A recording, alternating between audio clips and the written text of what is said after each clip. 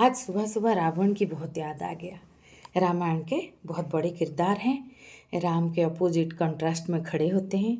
शायद ऐसा कोई कहानी हो जो बिना हीरो का बन भी जाए, लेकिन बिना विलन का तो कहानी बनना ही मुश्किल है। तो आज इसको विषय लेते हैं। विषय का नाम मैंने ऐसा चुना है कि मैं रावण हूँ। तो मैं अपने बारे में बोलूँगी कि मैं कैसे रावण हूँ। तो बाकी बहुत बहुत रावण अपने आप को उससे जोड़ पाए तो अभिव्यक्ति की सार्थकता, अभिव्यक्ति की गहराई। मैं प्रज्ञा अभिव्यक्ति चैनल में आप सबका हार्दिक स्वागत करती हूँ। तो विषय है मैं रावण हूँ तो मैं रावण ही। तो विश्रवानंदन, निकषा तनय, राक्षसी माँ और इतने बड़े ऋषि के तपस्वी के पुत्र के रूप में जन्म लेते हैं रावण।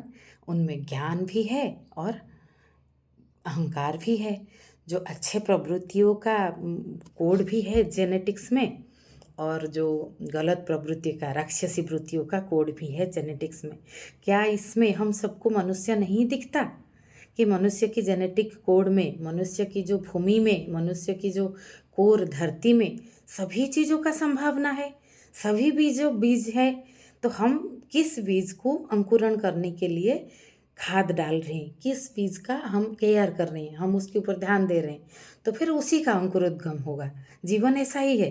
मनुष्य जो है वो free will, God has given us immense freedom. तो हमें फ्री विल बहुत ज़्यादा मिला है, तो हम उसको कैसे इस्तेमाल करेंगे। ऐसा नहीं बोल सकते कि सब कुछ भाग्य में था। भाग्य जो है वो बनता है, जो है आपकी कर्म, आपकी विचार सब कुछ है। पहले विचार जो है आपने सोचा, आपने चीज़ों को गहराई में जाके देखा, आपकी भाव की तल पे उस पर जुड़ाव हुआ तो हृदय का विकास हुआ। जैसे हमारा षड चक्र बॉडी में 7 चक्र जो है, तो नीचे का 3 है, मूलाधार, मणिपुर और मूलाधार, स्वाधिष्ठान, मणिपुर चक्र, और फिर आता है बीच में हृदय चक्र, फिर विशुद्ध चक्र, आज्ञा और सहस्रार। ऊपर 3, नीचे 3, नीचे 3, नीचे में गिरोगे तो मानवता से नीचे जा रहे हो आप, ऊपर उठोगे तो संतत्व। तो बीच में हृदय चक्र, इसके ऊपर संभावनाएं भरा हुआ है। इसके नीचे हमारा साधारण रात बिताए सोए के, दिवस बिताए खाए, साधारण जीवन। और थोड़ा निचला स्तर का जीवन भी हो सकता है। जैसे मनुष्य को भी हम देखते हैं कि कोई हिटलर जैसा बन जाता है, कोई बुद्ध बन जाता है, कोई बहुत ज़्यादा दूसरों का कुछ दुख हो करुणा में द्रवीभूत हो जाता है, प्रेम का फूल उसमें बहुत सहज खिल जाता है। कोई बहुत बहुत द्वंद्व में घिरा हुआ, उसका जीवन में ईर्ष्या द्वेष निंदा भरा हुआ रहता है। तो हमारे जेनेटिक कोड में है तो सब कुछ, तो हम किस चीज़ को देते हैं खाद। तो रावण जैसा है हम, हमारा राक्षसी और ऋषि संत राक्षस की मिलन से जन्म हुआ है, हमारा भी वैसा ही स्वरूप है। तो रावण क्या सोचते हैं, उनका क्या एम था, धरती से लेकर आकाश तक सीढ़ी बनाना, पृथ्वी से लेकर आकाश तक। कितना सुंदर बात आप सोचिए कि स्वर्ग को हम स्वदेह में जा पाए, ऐसा सीढ़ी बने कि हमें स्वर्ग जो कल्पना है कि हमने तो देखा नहीं, तो हम इसलिए मैंने कल्पना शब्द का चयन किया कि हो भी तो बेहतर जीवन, अच्छा जीवन, उत्सवपूर्ण जीवन, उसी का नाम तो स्वर्ग है ना, जो वर्णन है वहाँ पे नृत्य संगीत महोत्सव चलता ही रहता है। तो सीधा स्वर्ग को हम सीढ़ी में चले जाते। लेकिन रावण को फिर सुपर्णखा के द्वारा आता है जो ये संदेश की ऐसे जंगल में पधारे 2 राजकुमार जैसे दिखते हैं, और उनके साथ एक अति दिव्य सुंदरी स्त्री है, जैसा स्त्री आपके पास बिल्कुल भी नहीं है। आपने इतनी शादियाँ की लेकिन वो वैसा नहीं है। और मुझे वो 2 दिव्य पुरुषों ने मेरा अपमान किया है, मेरा नाक काट दिया है। तो इस तरह से तो रावण को बहन के लिए प्रतिशोध चाहिए था, और खुद की कुछ उसमें एस्पिरेशन भी जगा कि शायद मैं सीता को पा सकूं। ये सभी मिला के वो जाते हैं, छल करके सीता माँ को लेके आते हैं। तो ये कार्य को वो तुरंत करते हैं। मेरा कहने का आशय, रामायण तो सभी को पता है। तो सुपर्णखा बोलने के बाद, जैसे कुसंग जब हमारे जीवन में दस्तखत देता है, हमको ये इन्फॉर्मेशन मिलता है कि ये ऐसा है, ऐसा ऐसा है, हम गहरा तल पे ना जाके अगर कूद जाए तो हम उस तरह के रामायण को जीवन में, रामायण युद्ध को जीवन में न्योता देते हैं कि जो हमारी प्रवृत्तियाँ, अच्छे प्रवृत्तियों के ऊपर बुरे प्रवृत्तियों का अधिकार ज़्यादा बन जाता है, तो हम उसी युद्ध में लग जाते हैं जहाँ पे अंत में तो अच्छा प्रवृत्ति का जीत होता ही है। जैसे कोई भी इंसान कैसा भी हो, उसको जागरूकता कभी ना कभी आता है। जिसको कभी नहीं आता उसको डेथ बेड पे तो आता है कि जीवन व्यर्थ गया बहुत बातों पे, यही जन्म अमोल सा, इसको मैं बहुत बेहतर तरह से जी सकता था। तो ऐसा है तो वो तुरंत, तो सत्संग जीवन में बहुत ज़रूरी है कि आप क्या सुन रहे हो। जैसे सुपर्णरेखा की बात सुनते हैं, क्या जान रहे हो, किस चीज़ पे आप पदक्षेप ले रहे हो, आगे जा रहे हो, किसको आपने लीड किया है। जैसे ओशो ने कहा, आप वैसा वैसा बन जाओगे, रूपांतरित वैसा हो जाओगे जिससे आप प्रेम करोगे। तो अब वो स्वाभाविक है। तो हम अपनी चारों ओर जैसे लोग पाएंगे, सत्संग तो वही होता है ना, तो ये ट्रांसफॉर्मेशन हमारे अंदर उसी तरह से होगा। तो हम अपनी चारों ओर से प्रभावित तो होते ही है ना। तो ये हमारा बहुत बड़ा दायित्व है कि हम जीवन में क्या चुनते हैं। It is our life is a combination of our choices, और कुछ नहीं है इससे ज़्यादा। तो ये होती है बात। रावण पहले कूद जाते हैं सीता माँ को चोरी करके, ये जो इच्छा की पूर्ति में, वो जो उनका बहुत पहले का इच्छा था गहरा तल पे कि स्वर्ग को सीढ़ी बनाना है, वो छोड़ देते हैं। अहंकार, कुसंग, लालसा, ये सब ज़्यादा डंका बजाता है जीवन में, ज़्यादा आधिपत्य करता है। तो हमें भी अपनी गहराई से देखना चाहिए। जैसे मनुष्य के मन में 60,000 थॉट आता है, तो उसमें ज़्यादातर जो थॉट है वो नेगेटिव है, एक दिन में पॉजिटिव कम है। तो हमें देखना है कि हम हमारी कोर से जो कई कई तरह का अभिव्यक्ति है, उसमें कौन सा अभिव्यक्ति हमें आकाश तक पहुंचाता है, वो हमारे चेतना के विकास के लिए बहुत ज़रूरी है।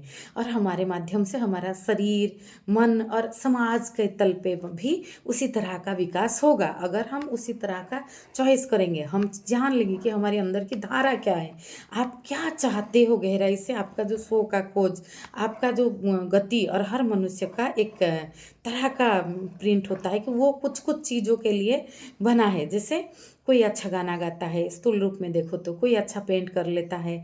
जैसे साधना के मार्ग में भी स्वधर्म में निधन श्रेष्ठ, श्री कृष्ण, योगेश्वर श्री कृष्ण में कहा है। तो किसको क्या सहज है, किसको नाम जप सहज है, किसी को जो भ्रमण सहज है, किसी को ध्यान सहज, किसी को कर्म सहज, कर्म में लीन होते रहो, किसी को भक्ति में विगलित हो जाता है, उसका जो ऐसा पैटर्न है।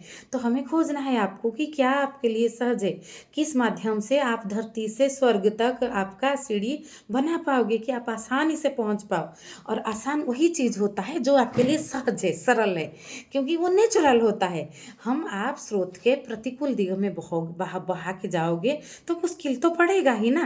स्रोतों के अनुकूल दिगों में जाओगे तो आप ऐसे ही बहते जाओगे। पानी में खुद को ढीला छोड़ दो, पानी आपको तरह तरह के कला कौशल सिखा ही देगा, आगे आपको लेके ही जाएगा। तो इसीलिए तो हम जल प्रवाह कर रहे हैं, क्योंकि ये जल प्रवाह ही जीवन है। और वैचारिक परिवर्तन से जीवन में परिवर्तन आता है। और कोई भी व्यक्ति लेवल पे परिवर्तन बहुत लोगों में होता है, तो एक सामाजिक परिवर्तन होता ही है। तो इसीलिए पहले वैचारिक परिवर्तन की ज़रूरत है कि, और ये चैनल की धारा भी उसी तरह का है कि जैसे मैं बोल रही हूँ अपना अनुभव, आप उसको अपनी अनुभव से जोड़े। मैं तो रावण हूँ ही, अहंकार से भरा हुआ, कई कई तरह की प्रवृत्तियाँ दंशन कर ही देते हैं। सोचता हूँ सुबह उठ के पूरा दिन ऐसा ऐसा ऐसा जाएगा, लेकिन पूरा दिन जाता है और कुछ और कुछ और कुछ में, ऐसा होता है। लेकिन मैं अपनी गहराई में जब देखती हूँ कि स्वर्ग को जाने का सपना भी मैंने कब से पाल रखा है, वो सपना ज़्यादा महत्तर है, ज़्यादा गहराई में मुझ में है। तो मुझे वो जो छोटा छोटा सपना, सीता माँ को चोरी करके लाने का, अपनी आधिपत्य रखने का, सबके ऊपर राज करने का, इस तरह के सपना छोटा पड़ जाता है, महत्तर हो जाता है कि आकाश की उड़ान की अनंत सपना। तो वो मैं देख लेती हूँ। तब मैं भी वो रावण के अंदर भी था। तो और रावण के अहंकार ने उसको ढाक लिया। तो मैं अगर अपनी अहंकार को देख लूँ रावण के इतिहास से, मैं अगर अपनी अंदर के रावणत्व को देख लूँ, तो मेरा अंदर का रावणत्व गिर जाएगा, मेरे अंदर के राम प्रकट हो जाएंगे, जो कि सहज चढ़ते चढ़ते एक एक सीढ़ी दे के स्वर्ग में पहुंच जाएंगे। और धरती से स्वर्ग ज़्यादा दूरी नहीं है, बस बाधक जो है वो काट दो तो मुक्त आकाश है, ऊपर मुक्त निर्मल आकाश है। तो इस तरह से है धरती से लेकर आकाश। और ये जो चीज़ इसको आधार करके मैंने एक व्हाट्सएप ग्रुप भी शुरू किया था, आध्यात्मिक यात्रा करके। ग्रुप का नाम था धरती से लेकर आकाश तक अपूर्व मिलन। धरती में मेरा पाँव में दृढ़ता से खड़ा कर पाया, तभी मैंने देखा ऊपर की अनंत आकाश को, और मैंने तब अपनी उड़ान भरी, और ऐसा उड़ान, ऐसा उड़ान, ऐसा उड़ान भरी कि मैं खुद भी देखा अपनी पंखों को, तो मैं चमत्कृत रह गई कि ये पंख क्या मेरे हैं, जो इतनी दृढ़ता से मुझे इतनी ऊंचाई तक, इतनी गहराई तक, इतनी सहज सरल ले आया। पता ही नहीं चला कि इतना भार कम हो गया है मेरे अंदर, भार का अहंकार गिर गया है, भार का जो ईर्ष्या द्वेष निंदा का जो जाल ट्रैपिंग जो मेरी पंखों को बांध रखा था, वो तो कब का छूट गया है। वो तो इतनी हल्का फुल्का हो गया है। मैं खुद को देखती हूँ कि मैं ये धरती पे बोझ नहीं हूँ, ये मैं ये धरती की तरंग हूँ, मैं ये धरती की उत्पौज हूँ, जो आकाश की तरफ देखते हुए अपनी मिट्टी का खुशबू को लेके आकाश की अनंत असीमता में जोड़ के अपूर्व एक आनंद का प्रवाह को बहा पाता है। तो आज के लिए इतना, ये सांकेतिक रूप में था जीवन की अपलिफ्टमेंट, अतिमानस जीवन को मानव से, जैसे जीव चेतना से हम मानव चेतना में आए, मानव चेतना से अति मानव चेतना में, एलियन बोल सकते हो, साधारण लैंग्वेज में ले सकते हैं कि हम अपना अनंत संभावनाओं में जो हम देख पाए कि हमारे अंदर धरती से लेकर आकाश तक की संभावनाएं को हम कैसे ज़्यादा पनप सके, ज़्यादा उनकी केयर कर सके। It is all about taking care to your self. तो हम है तो रावण ही, तो आप अपनी अंदर की रावण का देखिए आपकी सपना क्या है, और दूसरा कोई गलत सपना, ये गहराई का सपना को चुरा तो नहीं ले गया, ताकि फिर आपका निधन हो जाता है एंड में। क्योंकि आप जब समझते समझते खूब लेट हो जाता है कि मैंने क्या छोड़ के क्या चुना। आज के लिए इतना सा। हर हर महादेव।